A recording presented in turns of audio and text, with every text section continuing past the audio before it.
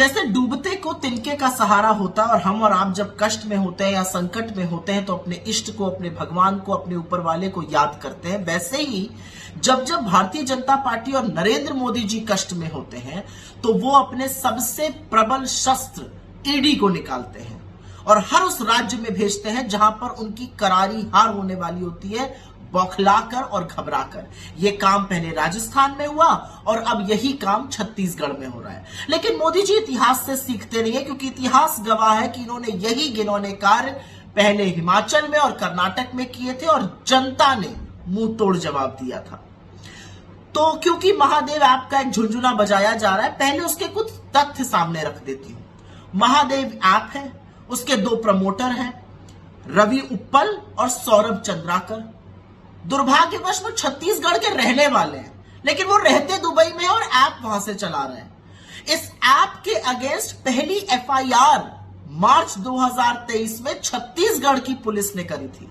उसके बाद छत्तीसगढ़ की पुलिस ने मध्य प्रदेश, उड़ीसा, दिल्ली में तमाम रेडें करी।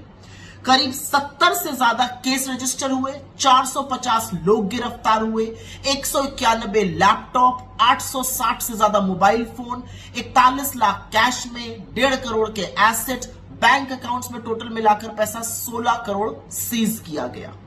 लेकिन क्योंकि छत्तीसगढ़ पुलिस का दायरा सीमित था तो छत्तीसगढ़ की पुलिस ने, छत्तीसगढ़ के शासन ने केंद्र सरकार से कहा कि रवि उप्पल और सौरभ चंद्राकर दुबई में रहते हैं, इनकी गिरफ्तारी की जाए और ऐप को बैन किया जाए।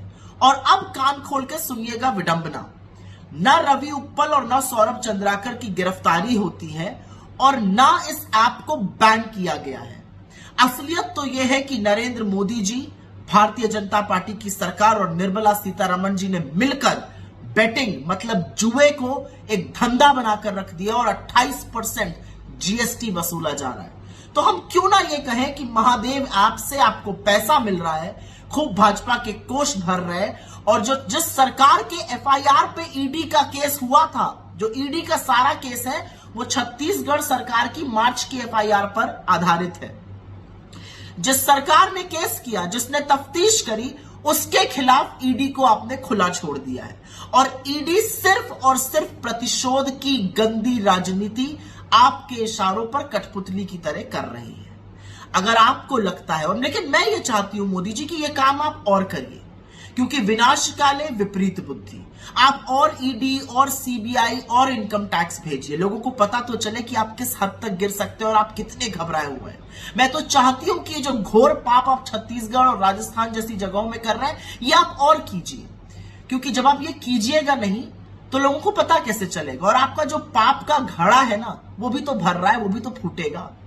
खैर, मुख्यमंत्री भूपेश बघेल के खिलाफ दुष्प्रचार करके, उनके आसपास के लोगों के पे रेड करके, फर्जी केस बनाकर, जबकि एक भी पुख्ता सबूत आपको अभी तक नहीं मिल पाया है, ये ईडी ने खुद स्वीकारा है। और अब एक व्यक्ति को खड़ा कर दीजिए और कुछ भी कहलवा दीजिए उससे मुख्यमंत्री के खिलाफ, और फिर नीचे लिख दीजिए कि नहीं, इसकी अभी जांच होनी बाकी है। सोचिए अगर 10 लोग खड़े होकर ऐसे ही आपके खिलाफ बोलने लगे और उसकी जांच बाकी है लिख दिया जाए।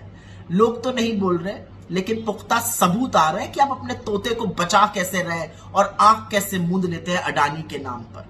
खैर, छत्तीसगढ़ में कांग्रेस की सरकार ने, कांग्रेस के नेताओं ने, मुख्यमंत्री भूपेश बघेल ने जी तोड़ मेहनत करी और लगन से इस प्रदेश की उन्नति के लिए, लोगों के लिए काम किया है।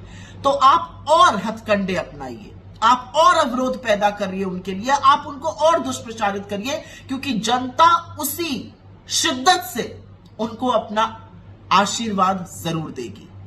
मेरा अपना मानना है कि जो आपकी फर्जी गारंटी आपने कल छत्तीसगढ़ में लॉन्च करी है, वो भी इस घबराहट का हिस्सा है, लेकिन कोई बात नहीं।